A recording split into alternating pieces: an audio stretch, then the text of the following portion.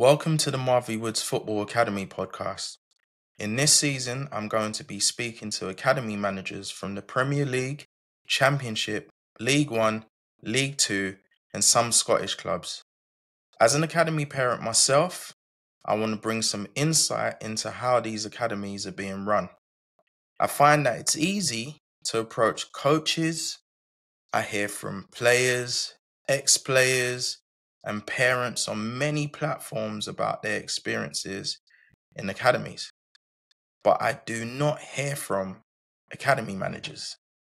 This is why I want to do this season. If you think first team managers have playing staff of 18 to 25, whereas academy managers have a playing staff of over 100. That could be from the under 9s to the under 18s. These are people who are so powerful, but they just seem like these men in grey suits or women in grey suits that you just never get to hear from. So what I want to do is I want to bring to you, the listener, what they think, what they want to sign, and what they are looking for in these academies. So if you like this episode, don't just watch and keep it to yourself. Subscribe to see more and spread the word. I'm joined today by a special guest who played under Sir Alex Ferguson and is currently the Burnley Academy manager. Welcome, Chris Casper. Thank you for joining me, Chris. Thanks very much. Thank you for having me. It's a pleasure having you here, man. I appreciate you doing this. What I normally do is take things back and then come forward. So people who don't know you get to know who you are and then see the journey, the progression to where we are now. Who was the first professional football academy, or should I say centre of excellence, that you played for? It was actually Burnley. It was? Yeah, because I'm from Burnley, born and bred in Burnley. My father was played for Burnley in the 60s and 70s, then was the coach and manager in the 80s and 90s. So I think centre of excellence started around about 1984. That give away my age. Yeah, I was 9 at the time, so you can work that out. Yeah, so by the time I was 12, 13, the centre of excellence was one day a week at Burnley. And I came down, I think it was every Wednesday, and I come for a training session for an hour and a half. The lucky ones, I suppose, got chosen for like the national school at Lilleshall. So I went for trials at Preston a couple of times and was lucky enough to get selected to go for the trials at Lilleshall. And then again, lucky enough to get selected for the last 16 to go to the national school centre of excellence at Lilleshall for 2 years. I actually turned it down because I had a really good school in Burnley. I was happy. I was 14. I didn't want to leave home. Didn't want to leave my mum. So, I actually turned it down. But Mummy's boy, eh? Yes. Yeah. So that was kind of the start of my journey, really. Oh, wow. So did you get spotted playing for anyone? Or was you scouted playing before you went to Burnley? Yeah, so I played for the school. So I had a really good school, very sporty school. So later, a few years after me, obviously, Jimmy Anderson was at the same school as myself. And so it's got that sporty thing about it. And I say it was something that I didn't want to leave. So I was fortunate to play for the town team, for the county team, the school team. So lots of scouts coming along, watching. And I was picked up kind of like through there. And then at the same time, well, just a bit later on, when I was 14, was picked up by Joe Brown, who was the Man United scout, and he ended up at Man United as well. So that's kind of like how it started, really. Oh, wow. So you graduated the class of 92, I hear. Yeah, I was in the same group as that lot, yeah. So again, it's another part of the development and learning experience. How was it playing with Beckham and Neville's and the rest of them?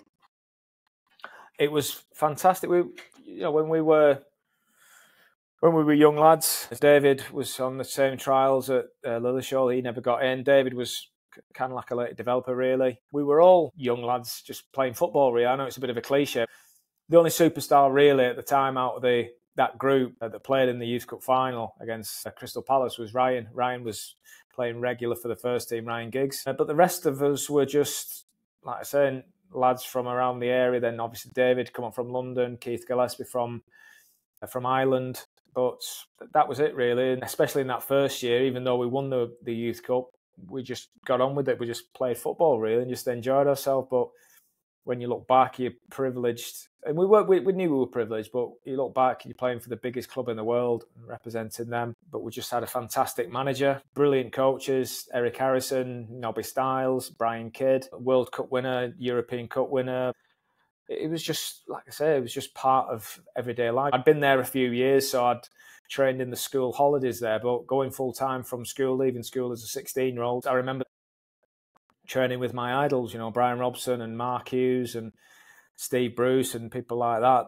You just got on with it, really. There was no hierarchy or anything like that. Obviously, you got the first team and the manager in it, but everyone was treated with respect, but you're expected to do the job for, like I say, for the biggest club in the world, really, and set standards, discipline, behaviour. Those were non-negotiables. That's what you did. You represented the club in the right way. So it's kind of like values that I've been brought up with through, like I say, my father and my mum, and that was instilled in us again at United with Sir Alex and Eric and Nobby and Kiddo and that. So yeah, that's kind of where we all started off, really.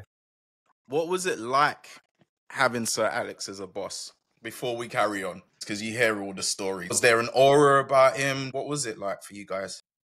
It was brilliant because it made you feel so welcome. I think it was part of the manager's real big skills that he valued you. And when you feel valued and he gives you confidence as a young player, sometimes that's all you need. He had an aura about him. I was never scared of him, but I respected him. Very interesting character and personality.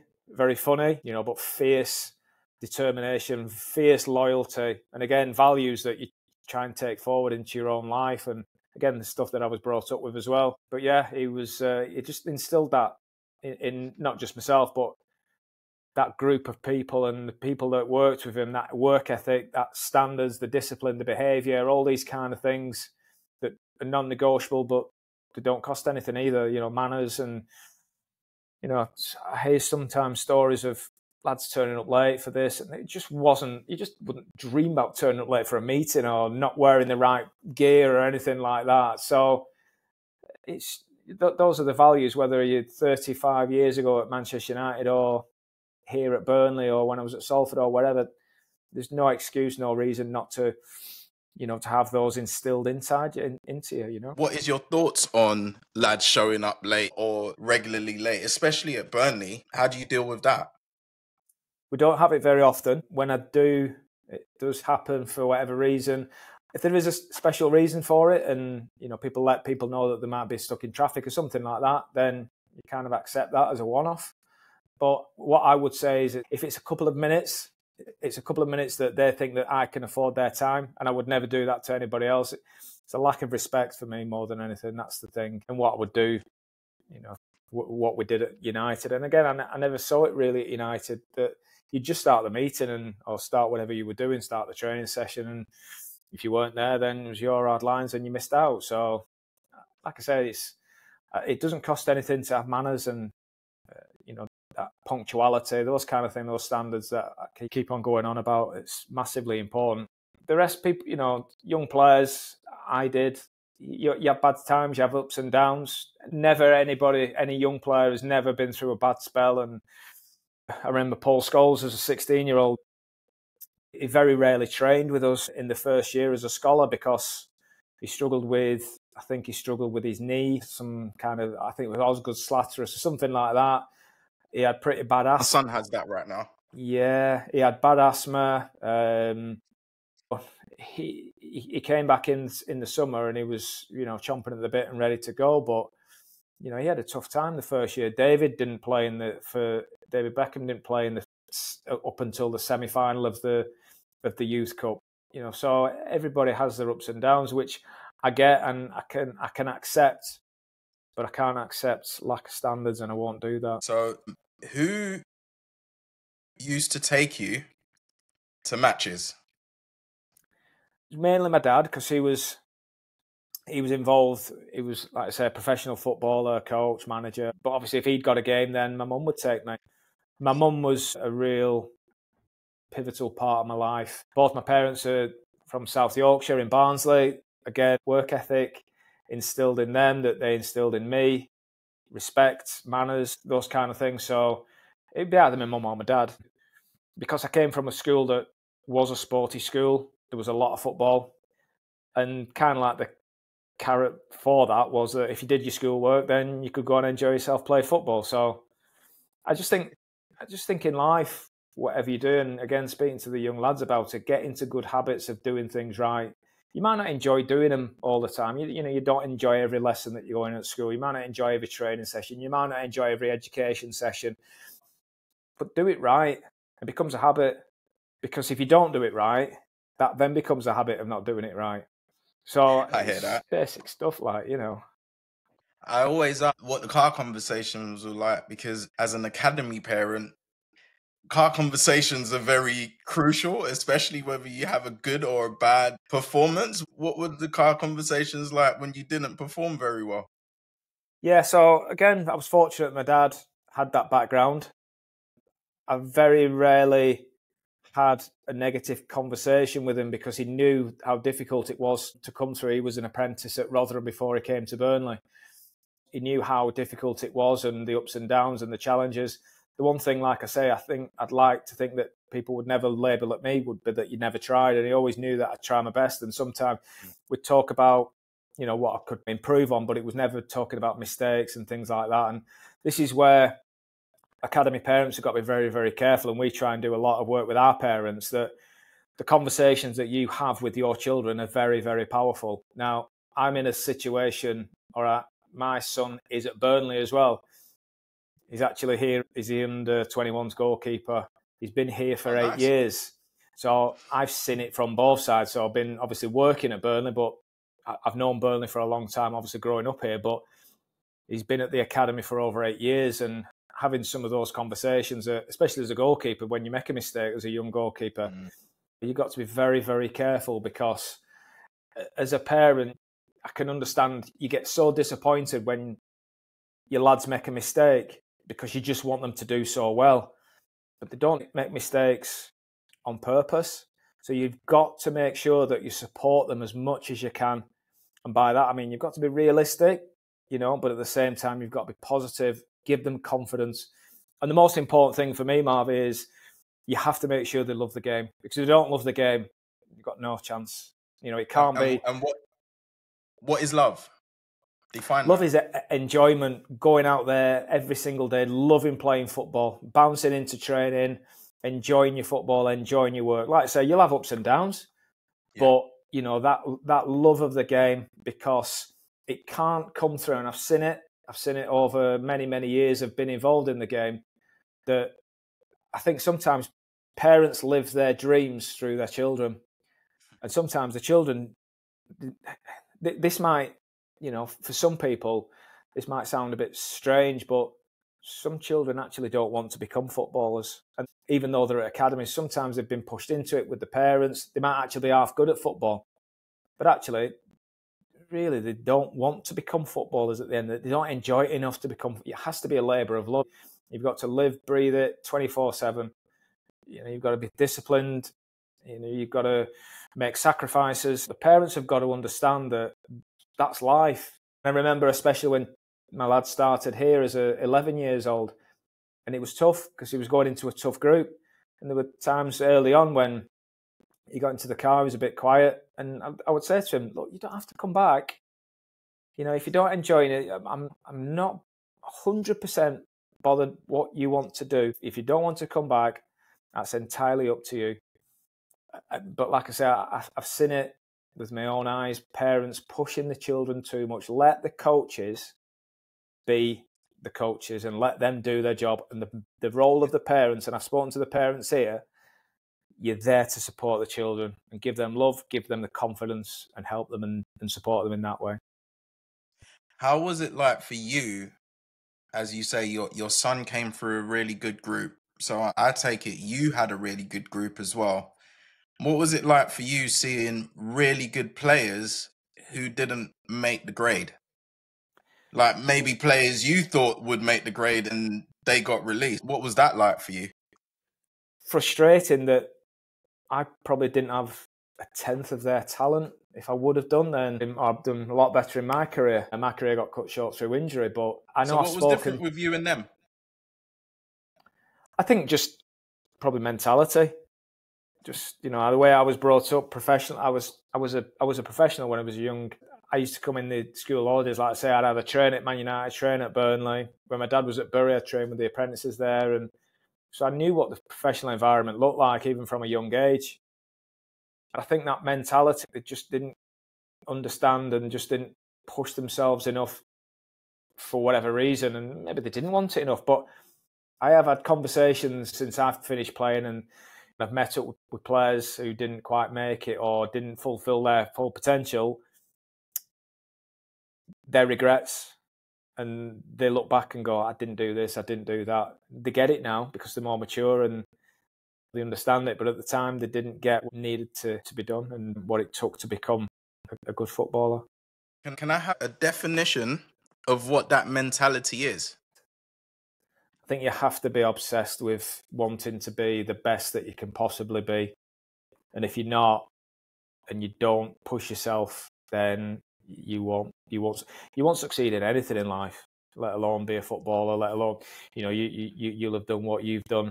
And I'm guaranteed that the work that you do, there's been times when it has been hard work, but you grit your teeth, you're obsessed with it, you love it, and you get to where you've got to as well. But you have to be obsessed with it. You push yourself in the gym. You bench pressing 75 kilograms and it's a real push. You want to get to 80, you want to get to 85, you want to get quicker, you want to get stronger.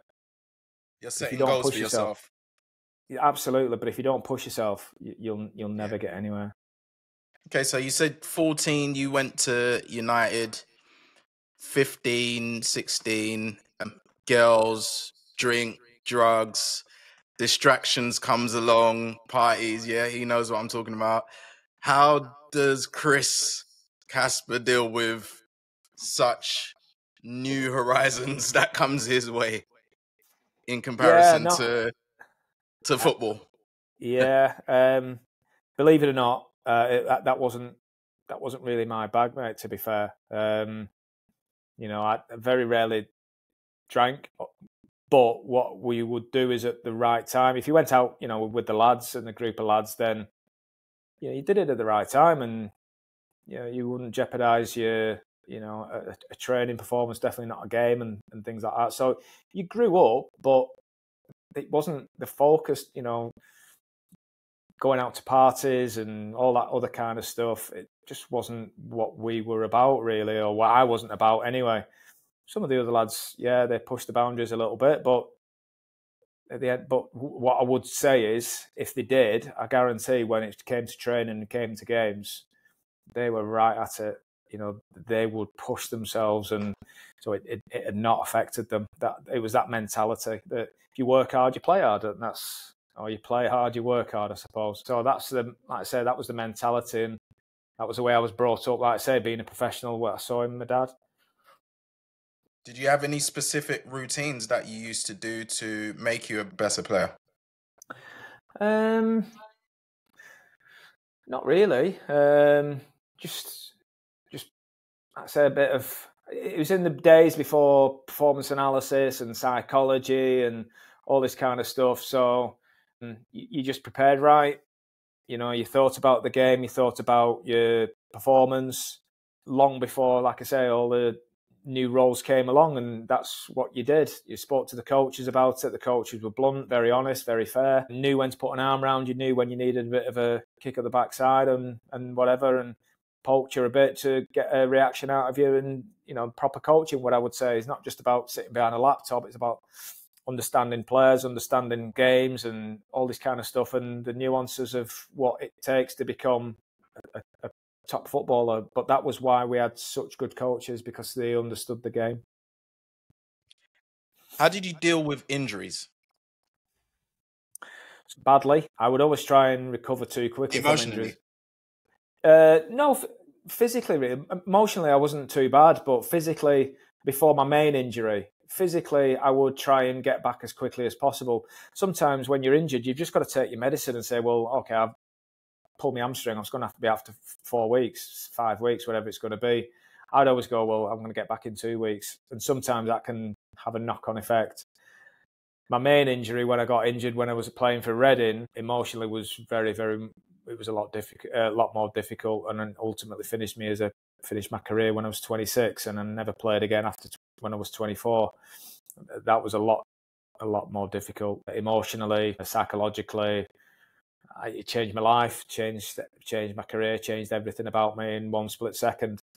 So the injuries, the pull muscles, the calf strains, all these kind of stuff. When you look back, you sometimes, like I say, just take your medicine, get on with it, work hard to get back. The leg injury that I got was completely different, to be fair.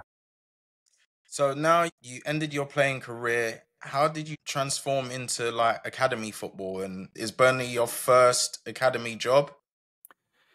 No, so my journey was when I was doing my rehabilitation for my leg. I was playing at Reading, so I was living quite close to Bath University. So I did a lot of my fitness work. So I was just waiting for my bones to heal, basically. So I did a lot of rehab at the university and got talking to a guy called Jed Roddy and Paul Tisdale, who were running the Team Bath team and the Bath University team. And then when I finished, I really enjoyed coaching. I was always into that side of things, understanding the game, talking about the game, wanting to learn about the game. So I quickly did my coaching badges, and I was coached there for about 2 years at the university and Team Bath, and I really enjoyed it and did my badges quite quickly. And then I left, I came to live back up north in 2003, and I was youth team coach at Bury when I was 28. And after 2 years, the manager left, Graham Barrow left after 10 games, and I was asked to take over the team, charge of the team. I was only 30 at the time. So that's a League Two team. But I'd always wanted to have a go at that side of things, but I wanted to be a coach, really, first and foremost. So I took the team, changed things around a little bit, and implemented some stuff that I thought should have been done. And we were pretty successful. And eventually, I was given the job on a permanent basis, and had 2.5 years there. And the club was pretty struggling at the time, but we cut our cloth accordingly. We played young players that had helped to develop in the youth team, and like to say, left the club in a really strong position financially as well. Worked at a couple of other clubs, Bradford as youth team coach, and then Grimsby as first team coach. And then Jed Roddy, who I'd worked with at Bath University, was the director of youth at the Premier League. So he invited me to work with him at the Premier League as a club support manager. So it was just before, about a year before the Elite Player Performance Plan, the EPPP, was developed. So part of my role was to help the clubs support them and getting their heads around that and getting ready for audits. So I had 6.5 years at the Premier League. Well, I worked with Man United, Liverpool, Sunderland and Newcastle, so all Category 1 clubs. So I've got a knowledge of the academy system working at the Premier League. And then for 8 years, I worked at Salford as sporting director and director of football development. So I've worked in youth development and player development for quite a while, to be fair. So how did you end up back at Burnley then? The role was advertised. Probably got to a stage where I was ready for the next challenge after Salford. Like I said, Burnley's my home club. I'm a big Burnley fan, born and bred in the town. Congrats on the promotion. Thank you. And we've actually just been awarded in the last day.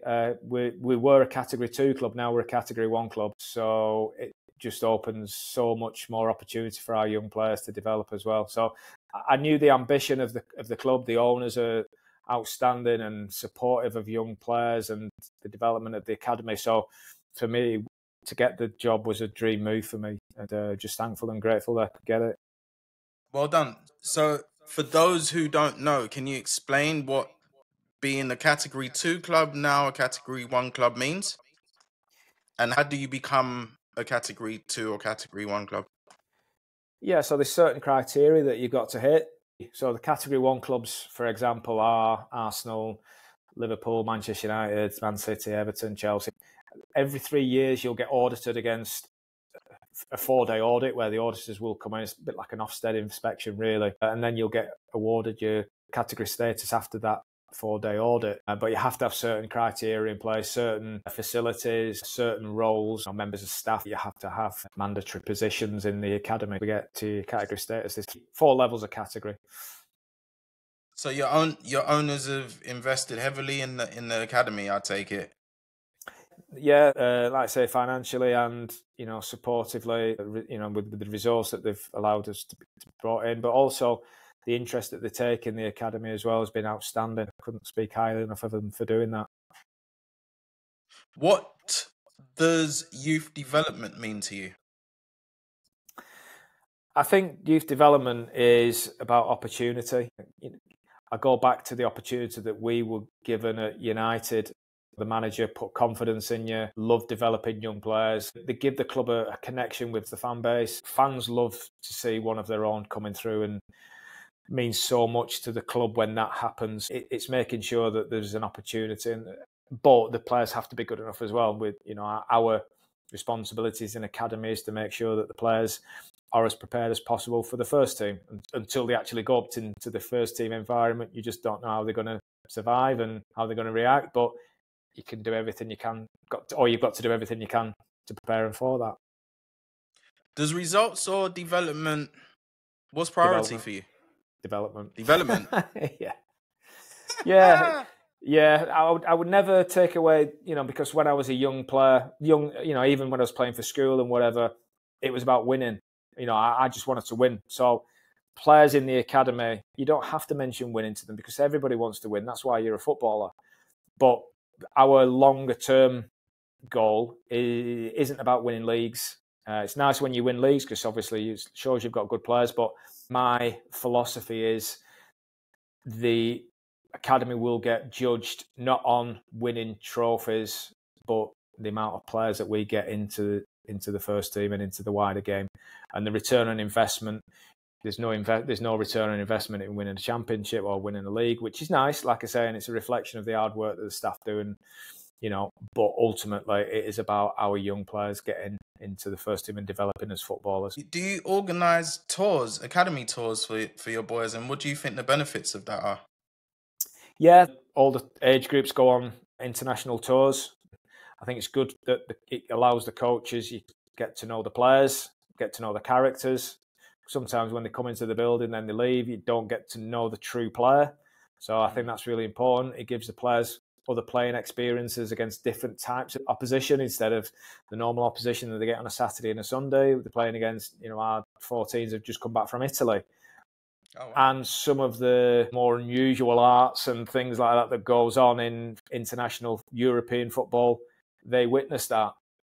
Pulling and the pinching and the diving and all the rest of it that you don't get in this country. The swimming. Yeah, absolutely. And, that's part of their learning and part of their development. So that's really important that we give them as much opportunity to witness and experience those kind of games as possible. The loan system, what's your thoughts on that? Have you seen it benefit boys at Burnley or maybe hinder them? Yeah, I mean, speaking again from experience, my son Charlie's been out on loan this year. It's developed him so much. I've seen a lot of young players go out on loan. I would say one of those successes at Salford, a lad, Kelly Enmai. So we picked Kelly up as a 16-year-old. He went out on loan to Warrington Rylands, Chester. He was at somewhere else as well. I would think he'll get their player of the year. He's only 21. He's an outstanding young talent. But it definitely improved him. I think there's a bit of a problem with the 21s football. It's of use to certain players. There's a time and a place for it, but there's a time and a place for some players to go out on loan. I wouldn't say everybody, because it doesn't suit everybody to go out. Sometimes players are ready to just go into the first team, and they can handle that. So it's got to be done at the right time and for the right reason and the right club. And by that, I don't mean playing style. I mean, what do you want that player? Because other players have got individual learning plans, individual development plans. So what does that player need to get out of it? Well, if he needs to work on his heading, needs to work on his defending, needs to work on his turning, goalkeepers need to learn on coming for crosses and dominating their areas. Well, even if you play at national Premier League level, you've still got to do all that. So what's the reason for that player going out on loan? It might be socially, they've got to handle themselves. They've got to play under a bit of pressure. They're going into a team that's struggling. Can you make a difference? It's not just about the technical side of it, because it gets so much technical work, and they will have had over the last 10 years. But the other outcomes that they're looking for to what's going to make them that player is, there's so many opportunities.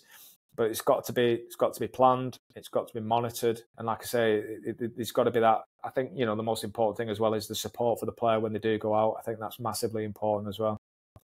So, have you seen boys go out on loan, not do well, and come back different than they went out? And what do you think the factor is to that? If you have seen that, I wouldn't say there's not been many of those occasions. But players will always take something out of it, out of a loan experience.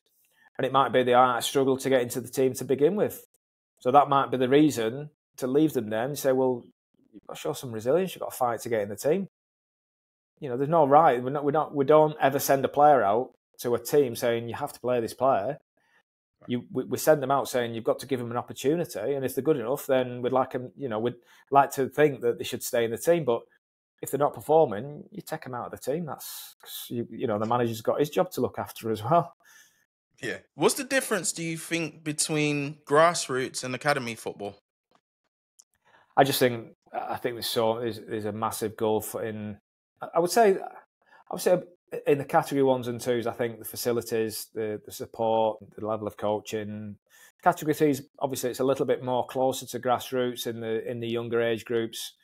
But again, it's still that level of professionalism I would support, that level of standard. Some unbelievable grassroots clubs that do such a good job. Volunteers who obviously work for nothing. They give young children a meaning in life and a purpose. And I think there's so much to be said for that.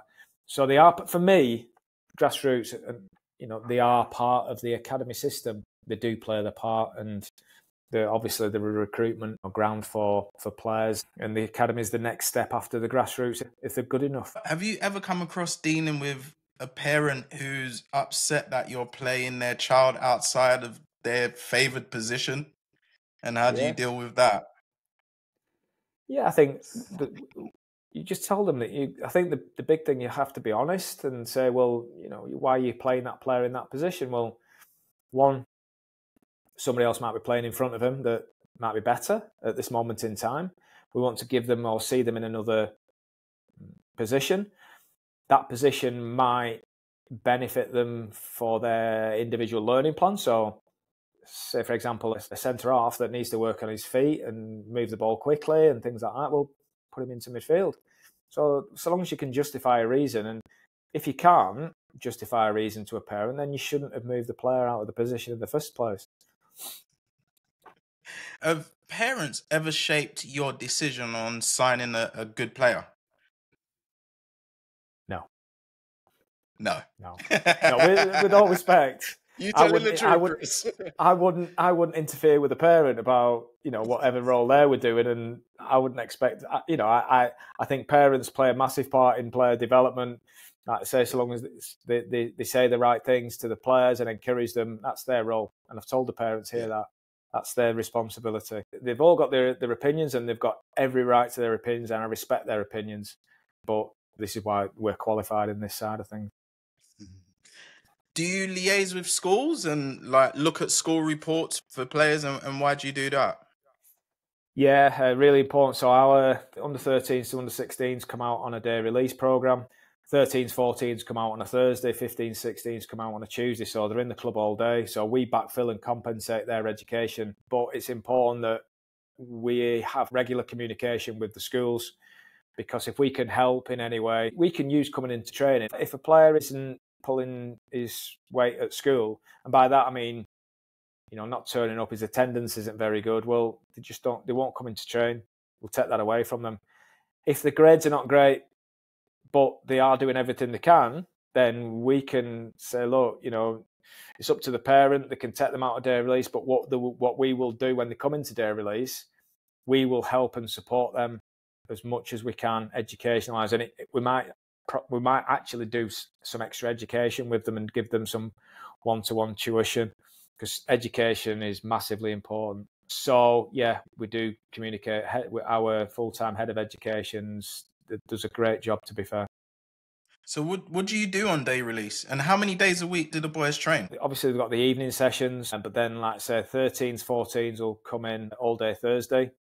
They'll do an education session for a couple of hours. They'll do a training session. They'll do gym session. They'll do some workshops, nutrition, psychology, those kinds. So we fill the day up as much as possible. And it's the same with this 15s and 16s on a Tuesday. But what I try to do more and introduce is for the kind of like the high flyers, high potential players to kind of move up with the 18s and go on experience training with them every now and then. So give them that taste. Doing what happened to you, basically, right?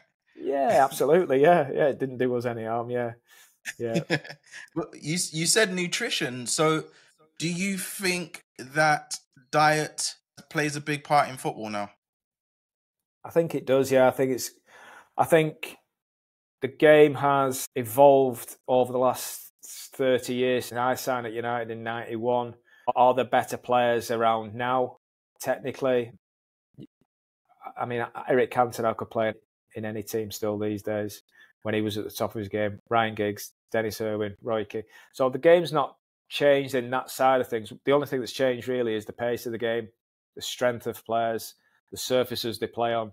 That 0.1% or 1%, whatever it is, of how can you get ahead of the game? How can you get ahead of the opponent?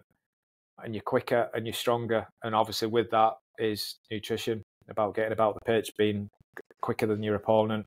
So nutrition has a lot to play in that. And what I would say is, again, Sir Alex was always ahead of the game. We had a nutritionist in at United in 1992, a guy called Trevor Lee. Nobody else was doing it. Wow. Nobody else. Wow. Nobody else. Not even Wenger? No, well, Wenger didn't come into Arsenal till 96, I don't think. But he brought in a load of that stuff as well. So he probably was doing that when he was at Monaco, I think, and wherever he was at before. But yeah, the manager he was always way ahead of the curve. Yeah. What do you think about data in football now? I think it's a wash with data. I think the game is, there's that much data now. It's actually what you do with it and how you analyse it, how you kind of wash it and implement it into your everyday training, into your games. I think you've got to be careful that the game isn't run by data. I think there's still that, even recruitment. I know there's a lot of data used in recruitment now, but it's still subjectivity and it's still an opinion at the end of the day of signing players. And again, it won't go away. It's the only way it's going to go these days is there's got to be more and more data. But it's still the skill of the staff, how they actually utilise that data. What are you like with release and retain periods? They don't get any easier, but at the end of the day, I suppose you get a little bit hardened to it, I suppose, because it's part of the job. But yeah, it's never easy. You've got to be there to support the players as much as you can. And one thing, again, at this club, the player care and support is outstanding. And so we help us. And there's a lot of pathways open to players these days, American scholarships, other clubs, further education, but it's never easy. Do you have a relationship with the first team manager in terms of, meetings to say that you need to look at this boy or that boy is coming through? How does that work? Yeah, I've only been in 4 or 5 months, so Scott's done an unbelievable job here. He's a fantastic human being. He's a really good man. Yeah, we speak on occasions. He takes a big interest in the academy. One of the things he does really well is he integrates the young players the day before a game. So when the first team have trained, obviously today, the young players come over and they train with the first team, go through match shape. So they're picking up cues from him and the way that he works. I call it unconscious learning. Any opportunity you get when you're in and around the first team, just take it on board because you're always impressing, unconscious learning. You might be doing something. I think it's probably a bit of a story here that when Sean Dyche was here, he saw Dwight McNeil in quite a similar situation, and Dwight was taking free kicks and crossing balls with his left foot whilst he was in the academy. And I say the rest's history. He's an England international now, and he made the club an awful lot of money. So any opportunity you get, I always say to the lads, enjoy yourself, go and enjoy being around the first team, but learn from it as well and take things on board. Do you get given a yearly target of how many boys should come through? It's difficult sometimes to put a target on it. We have department targets that probably reflect what the overall target of the club is, and that's to obviously get players into the first team and help develop the players coming through. I think the most important thing regarding pathway is that the pathway is open, and that one of the objectives is that you give players the opportunity as often as possible when they deserve it, really. And that all comes from and stems from all the hard work that goes on, and like I say, it comes down to opportunity at the end of the day. Yeah. What's the biggest distraction you've seen that has prevented academy players becoming pros? I think, again, opportunity. I think fear.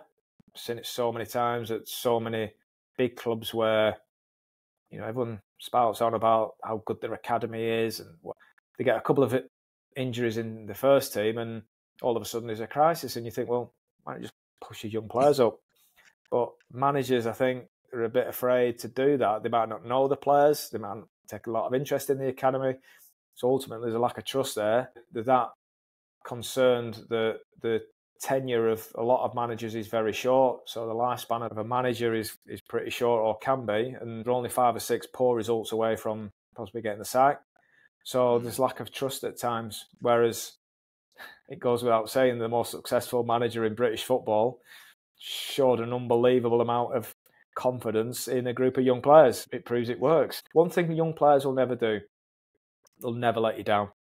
They'll never let you down with regard to attitude, work. They will give you everything. And what it does is it galvanises the other more experienced players. They look after them. So if they take more responsibility to get into the first team, they will have a lot of skill and a lot of technique, but they will be still developing that. But the outcomes, like I say, if you get the right environment for them, is massive. That's the biggest failings, I think, of a lot of clubs, is they don't trust the young players enough.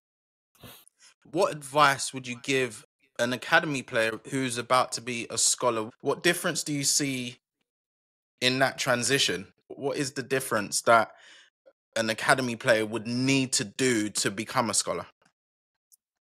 Yeah, I think, again, going back to practice, hard work, obsession, I think all those kind of things, everything you do it to the best of your ability. And then you can look yourself in the mirror, and if you don't achieve what you want to achieve, you can say, well, I've given it everything I've got, and there's no regrets. If you don't, then I'm sure that you'll be regretful for the rest of your life that you've not done what you think that you could have done at that moment in time. So that's all I could say, really, is you do your best, and you listen to your coaches, you listen to your staff, and you want to learn and improve. What's a typical day for you look like? I ain't got one. I can't tell you. Well, what I would say is I get in 7 o'clock, I do some gym for about an hour or so, do some stretching, have some breakfast with the staff, and then we have what we call an MDT meeting at 9 o'clock just to sort the day out and organise the day. And then it could be anything after that. It could be meetings or watch training or recruitment or anything. It can change from day to day. Or come on a podcast with Marvy Woods. Yeah. So 4 quick questions. These are the last questions. What qualities do you need to be a good academy player, academy scout, academy coach, and academy manager? First, we start with player. Academy player, I think you've got to be good. I think first of all, you've got to have a certain level of technique. I think the qualities, like I say, obsession, driven, motivated, and work hard. Okay. Academy coach? Obsession, work hard, motivation. I think they're all the same. I think, like I say, it doesn't. You've got to enjoy working with people. I think that's really important. You're a teacher at the end of the day. If you're teaching children how to play football, ultimately as a coach. And the same with scouting? Yeah, scouting, again, obsessed, hard work, going out to watch games in the middle of the winter where it's freezing cold, you're getting absolutely wet through, but You're there to do your job and do the job to the best of your ability, because ultimately you are dictated by the quality of players that you do have in the academy. There's no question about that. So you have to try and get the best players that you could possibly get. What was the other one? And academy manager. Academy manager. I think having an understanding of the academy system, I think, is important. Understanding player development, that it's not all about winning, it's about developing players, but creating that winning mentality and challenging players. And the other thing I would say is that the other departments, your job is to help and support and challenge and check them, but let them do their jobs. Okay. The other thing is you recruit what is the best standard of person for those roles. That's massively important. Recruiting the right staff is so important. Right. And is there anything else you would like to say that I haven't covered? I doubt it. I think you must have asked more questions there than I've ever been asked. Welcome to the hot seat. Dear. No, it's been great. No, it's been really enjoyable. Really enjoyed doing it. Thank you very much, Chris. And thank you guys for joining me on this episode. I'll see you on the next episode. Thank you. This episode is sponsored by the PV Consultant, the go-to business strategist for salon owners and solo beauty professionals who want to grow smarter, not harder. If you're ready to boost your visibility and start attracting more clients today, download the PV Consultant's free Google cheat sheet at www.thepvconsultant.net/cheat sheet. It's packed with simple, powerful tips to get your business seen by the right people. A big thank you to the PV Consultant for supporting today's episode and helping more businesses shine.